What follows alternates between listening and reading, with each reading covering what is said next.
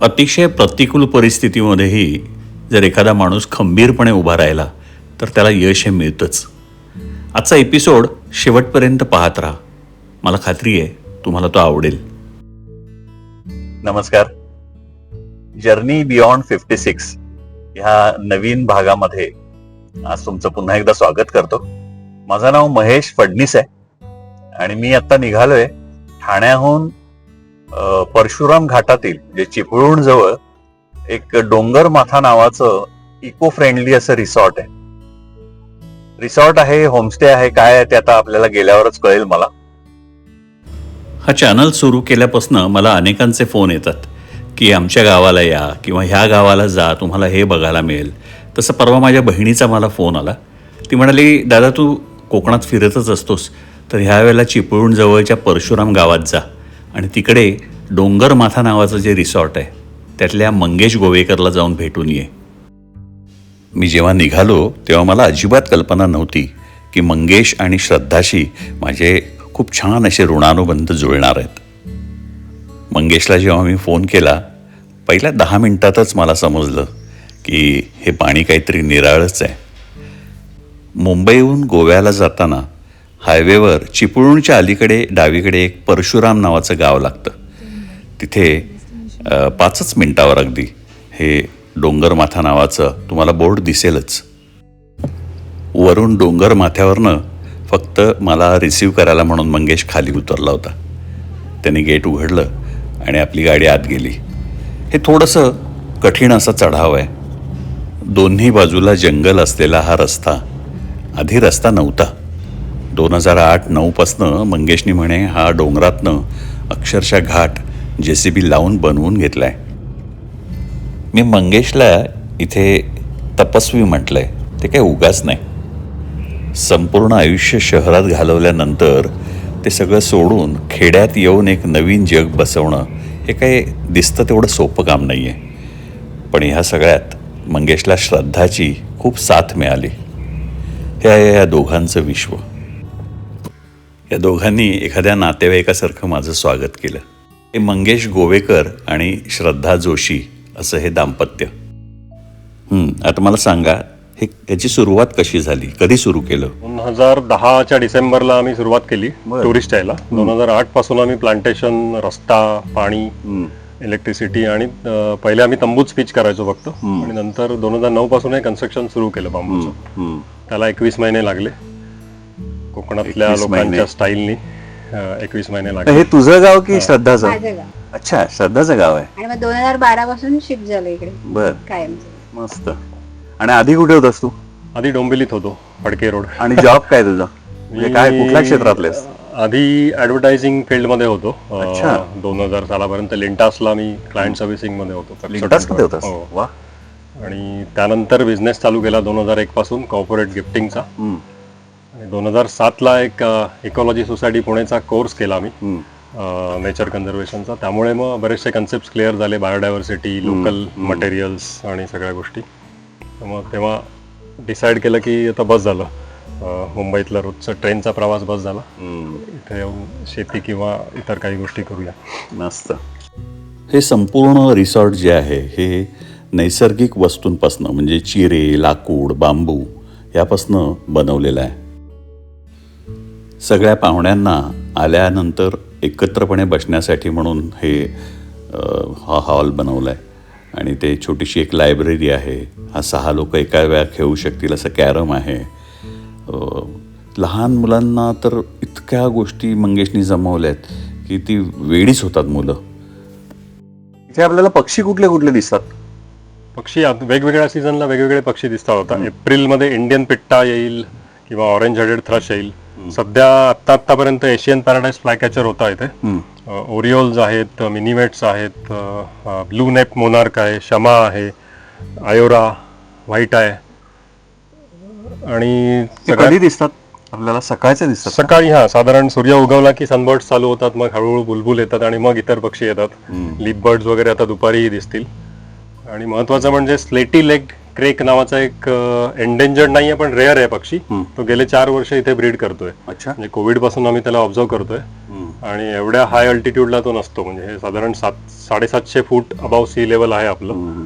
तर forest bird आहे पण वॉटर बॉडीजच्या बाजूला असतो. पण तो इथे ब्रीड करतोय गेली 4 ते 5 वर्ष. मंगेश स्वतःला तज्ज्ञ मानत नसला तरी त्याचं एकंदरीत निसर्गाचं हे छोटे छोटे कीटक, पक्षी, फुलपाखरं, मॉथ यांचं इतकं गहन नॉलेज आहे की मी फक्त थक्क होऊन त्याच्याकडे ऐकत बसलो होतो. ह्या 2-3 दिवसाच्या वास्तव्याने मला समृद्ध केलं असं मला वाटलं. पक्ष्यांच्या नावावर ठेवलेल्या ह्या छोट्या छोट्या रूम्स मला मंगेश दाखवत गेला. प्रत्येक रूमला एक छोटीशी बाल्कनी त्यांनी ठेवली आहे. एकंदरीतच जगण्यातला वागण्यातला साधेपणाचा क्लास हा काही वेगळाच असतो हे पदोपदी जाणवतं. या मंगेशला मी तपस्वी म्हटलंय याचं कारण तुम्हाला हा एपिसोड जसा जसा पुढे जाईल तसं जाणवत जाईल. मुंबई सोडल्यानंतर अतिशय प्रतिकूल परिस्थितीमध्ये त्यांनी हे सगळं विश्व उभं केलंय आणि त्याला साथ मिळाली त्याच्या पत्नीची म्हणजे श्रद्धाची. इथे गॅलरी आहे का? हा, ही गॅलरी आहे आणि इथे बसल्या बसल्या तुम्हाला पावसाळ्यात मोरही दिसू शकतात. हो, आणि प्रत्येक रूमला तू हे ठेवली आहेस बाल्कनी टाईप. बाल्कनी आहे प्रत्येक आणि ह्याची सगळ्यात मोठी आहे या रूमची. आणि इथे किती लोक राहू शकतात? 4? 4 जण आरामात राहू शकतात. आणि आम्ही अजून एक ह्याला अटॅच वॉशरूम आहे म्हणजे 2 वॉशरूम्स आम्ही त्यांना देतो. आणि हा बसल्या बसल्या इथे म्हणजे अगदी चित्रकार कोणी आले तरी त्यांना एझल वगैरे पण देतो. इथे बसून ते चित्र वगैरे काढतात समोरच्या व्ह्यूची. हिचं नाव काय रे? हिचं नाव चिकू. चिकू. हा वॉशरूम जो आहे जेव्हा काम चालू होतं तेव्हा काही गेस्ट होते ते म्हणाले ओपन टू स्कायच ठेवा पण मी तो वरती काचा लावलेल्या आहेत. अरे वा. मंगेशला प्राचीन पुरातन वस्तू जमा करायचा एक छंद आहे. मिनी वेट आहे कारण प्रत्येक रूम मधून ते पक्षी दिसलेले आहेत आम्हाला. अच्छा. ओरिओल, मिनी वेट त्या रूम मधून जास्ती दिसतात म्हणून त्या रूमला ती नावं दिलेत. मंगेशच्या जगण्यामध्ये, बोलण्यामध्ये, विचारांमध्ये पर्यावरणाचा इतका विचार आहे की कधी कधी आपल्याला आपली शरम वाटायला लागते. त्याची छोटी छोटी उदाहरणं म्हणजे तो प्लास्टिकच्या बाटलीतलं पाणी पित नाही. मार्केटमध्ये मासे आणायला गेला तर स्टीलचा डबा घेऊन जातो म्हणजे प्लास्टिकची पिशवी घ्यायला नको. त्यांनी ह्या संपूर्ण रिसॉर्टमध्ये कुठेही एसीचा वापर केलेला नाही आहे. पण पाहुण्यांना गरमही नाही झालं पाहिजे त्यासाठी मंगेशने जे प्रयोग केलेत ते अगदी कौतुकास्पद आहेत. मला माझा अनुभव विचाराल तर फारसं गरम होत नाही. एकतर बांबूच्या भिंती आहेत आणि त्यांनी बऱ्याच ठिकाणी इतकं सुंदर व्हेंटिलेशन केलेलं आहे किंवा वरून पाणी सोडलेलं आहे, पडद्यांवरती पाणी सोडलेलं आहे. पर्यावरणाच्या काळजीपोटी मंगेशची काही तत्व एखाद्याला हट्टीपणाही वाटू शकतील. तिथे पण आहे का? घेत जा. तिथे टाईल रूम्स आहेत. त्या 3 रूम मध्ये टाईल्स लावल्यात खाली. बाकी सगळं शेणाने हो हो हो सारवलेल्या जमिनी आहेत. हो, मग लोक प्रिफर हीच करतात. जवळजवळ 25 जण राहू शकतात. हो, फॅमिली गेट टुगेदर्स होतात बरेचदा. हो ना. इथे काय गोठा? हा, गोठा. ही म्हैस, तिची 2 वासरं आणि हे आहे. हे डुंबायला हौद आहे. म्हणजे वरचा जे कारंजाचा इफेक्ट देतो त्याला. मग कमी पाण्यात जास्ती मजा. बरोबर. आणि मग तेच पुन्हा झाडांना वापरतो. याचं नाव विरू. हा सप्टेंबरमध्ये झाला आहे म्हणजे ऑक्टोबर, नोव्हेंबर, डिसेंबर, जानेवारी, फेब्रुवारी. हो, 5-6 महिना याचा फक्त. विरू नाव ठेवलंय? विरू, हो. आणि त्याचं सूर्या नाव ठेवलंय उजवीकडचा. तो ही दोन्ही ह्याच म्हशीची वासरं आहेत. शेण मिळतं हेच इनफ आहे. दूध मिळालं तर बोनस. आता दूध मिळतंय सध्या. मिळतंय ना? हा, घरचं दूध हेच काय लक्झरी आहे म्हणजे कारण बाजारच्या मध्ये काही गॅरंटी देता येत नाही काय मिक्सिंग असेल किंवा नाही. आणि छोटंसं किचन गार्डन, मुळा माठ वगैरे लावलाय. अरे वा. पावसाळ्यात आंबे हळद लावतो. आणि जेवढा कन्स्ट्रक्शनला बांबू वापरलाय तेवढा पुन्हा ग्रो केलाय म्हणजे मी. त्या 2008-9ला फुलं आली होती बांबूला त्यामुळे त्यापासून भरपूर बिया आणि रोपं मिळाली. ती सगळी पुन्हा लावली आहेत. ह्या आणि त्या रूम मध्ये फरक एवढाच आहे की इथे बांबू एलिमेंट नाहीये आणि खाली सारवलेलं नाहीये.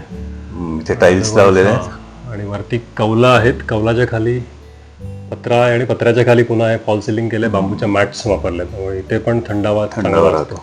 ही लॉरी बेकरची आयडिया आहे. जर्मन जो आर्किटेक्चर बँगलोर बेस्ड. इथे आपण असे बॉटल्समध्ये अशी स्ट्रक्चर्स करू शकतो, डिझाईन्स.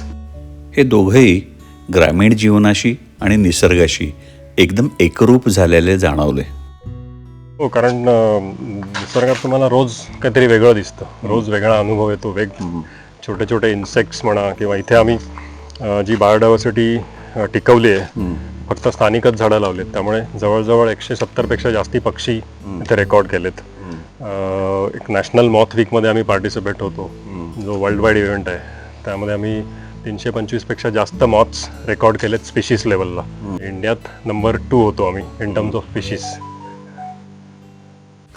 झोपाळ्यावर बसून समोरचा निसर्ग पाहणं खूप छान वाटत होतं. मंगेशने माझ्यासमोर हा सगळा खजानाच उघडलेला आहे. मंगेश, तू काय जमा केलंय सगळं? आमच्याकडे लोक येताना आधी विचारतात की अमेनिटी काय आहेत तुमच्याकडे, अमेनिटीज काय आहेत. मी सांगतो nature is the biggest amenity. आणि इथे आल्यानंतर त्या मुलांना एंगेज ठेवायचं काम माझं असतं. म्हणजे वेगवेगळे ब्रेन टीचर्स आहेत माझ्याकडे.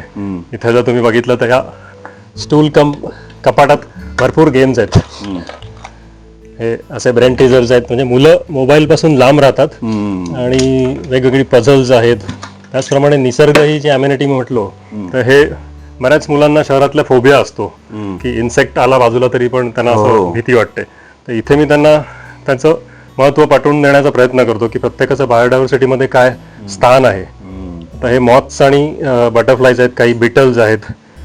तर हा प्रत्येक एलिमेंट जो आहे तो निसर्गात महत्त्वाचा आहे.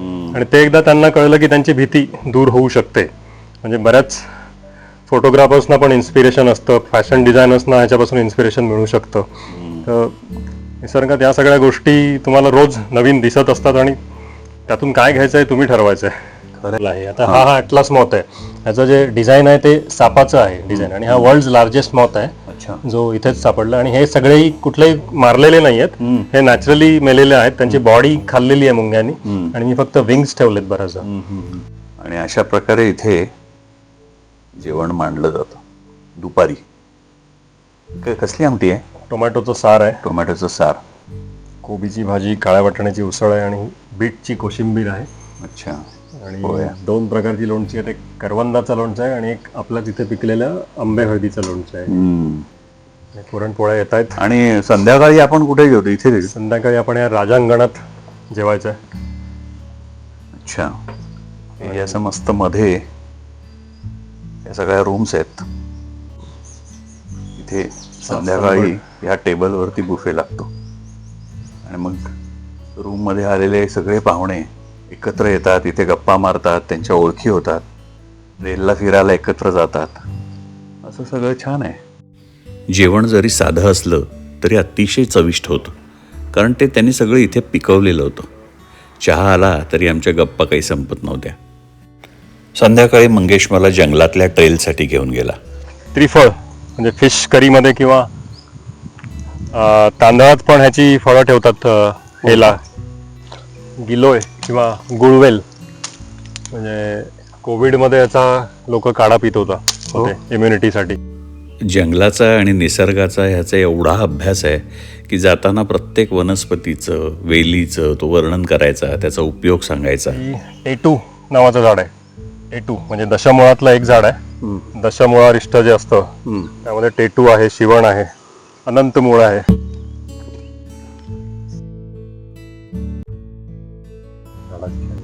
कुठला आहे? श्राईक. वडा पिंपळाच्या फॅमिलीतलंच झाड आहे. आणि पक्षी भरपूर येतात म्हणजे ह्या बेरीज खायला. हॉर्नबिल्स पण या सीझन मध्ये ह्या बेरीज खायला येतात. अर्धा पाऊण तासाच्या ट्रेल नंतर तुम्ही ह्या स्पॉटवर येता.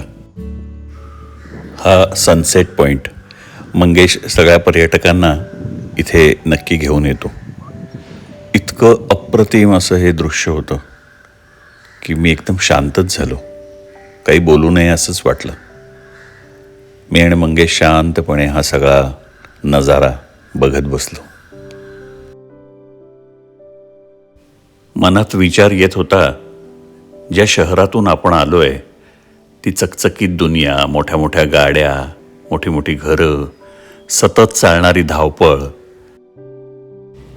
या सगळ्यातनं आपल्याला खरंच आनंद मिळतोय का? सगळं जग हे कन्झ्युमरिझमचं झालंय. सतत हे घ्या, हे खा, हे घेऊन बघा, ज्ञानाचा नुसता महापूर झालाय. आणि मला वाटतं हे सगळं तणाव वाढवणार आहे. बरं, यातून बाहेर पडावं तर फोमोची भीती, म्हणजे फिअर ऑफ मिसिंग आउट. इतर लोक आपल्यापेक्षा आनंदात आहेत का? ते आपल्यापेक्षा जास्त मजा करतायत का? पण का माहीत नाही, मला शहरांमधल्या गर्दीतला माणूस हा प्रत्येक जण नेहमीच एकटा दिसतो.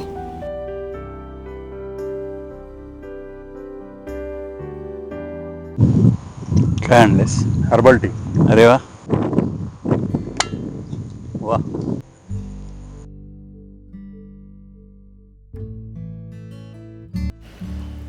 सूर्यास्तानंतर आम्ही घरी परतायचा निर्णय घेतला. पण दोघंही शांत झालो होतो. जशी जशी ती निसांज होते किंवा रात्र व्हायला लागते, माणूस शांत व्हायला लागतो. परतलो तेव्हा पूर्ण अंधार झालेला होता.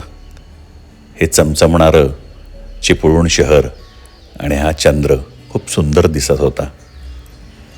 मावशींनी तव्यावर जशा भाकऱ्या टाकल्या तशी भूक चाळवली.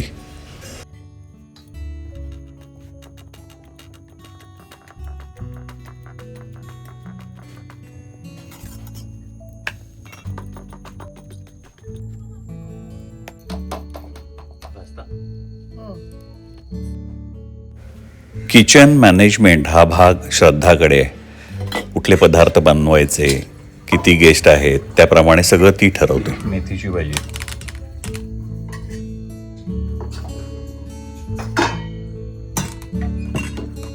काय भरीत आहे, झुणका,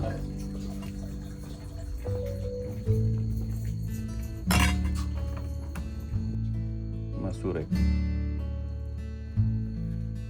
सोलकढी आहे, त्याला नारळ आपला सिंधुदुर्गातला आहे, त्याची चव तुम्हाला वेगळी लागेल. म्हणजे इकडचा नारळ आणि सिंधुदुर्गातला फरक आहे. अच्छा.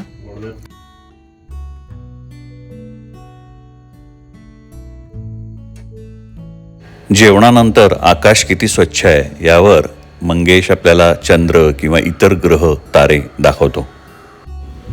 हा अनुभव माझ्यासाठी वेगळाच होता. रात्री उशिरापर्यंत गप्पा मारून आम्ही झोपी गेलो.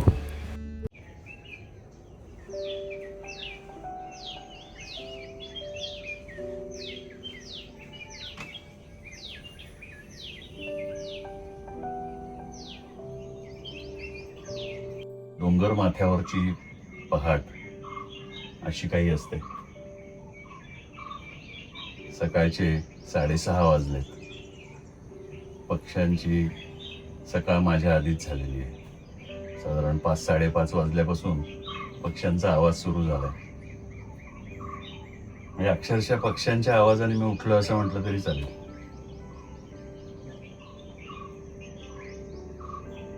फारच सुंदर वातावरणामध्ये जंगलाचा आणि लांब कुठेतरी लाकडं जळल्याचा असा जो एक धुराचा वास असतो तसा सगळा वास आहे. ज्या शहरांमध्ये आम्ही किंवा आमचे पूर्वज यशस्वी होण्यासाठी म्हणून आले, या शहरांमध्ये आम्ही करोडोंच्या घरांमध्ये राहतो. पण साधा श्वास घेण्यासाठी आता एअर प्युरिफायरची गरज लागू लागली आहे. सगळीकडे प्रदूषण वाढतंय. शुद्ध पाण्यासाठी वॉटर प्युरिफायरची गरज लागते. सात्विक अन्न हे आता फक्त स्वप्नच उरले. खरी संपत्ती, खरं ऐश्वर्य कशाला म्हणायचं? शहरातल्या या जीवनाला, जे वरून चकचकीत, सुखी, आनंदी, बिझी असं वाटतंय, त्याला की खेड्यातील जे वरवर कदाचित मागासलेलं, लौकिक अर्थाने सुखसोयी कमी असलेलं असं वाटेल. पण मला वाटतं खऱ्या अर्थाने समृद्ध जीवन हे खेड्यातलंच असावं. कारण तुलनेने इथला तणाव कमी आहे. मंगेशची वाट बघत बसलो होतो आणि मनामध्ये असंख्य विचार येत होते. मंगेश मला तिथल्या जंगलामध्ये घेऊन गेला, जंगल वाचायला शिकवलं. श्रद्धा आणि मंगेशनी नंतर मला त्यांचे अनुभव सांगितले.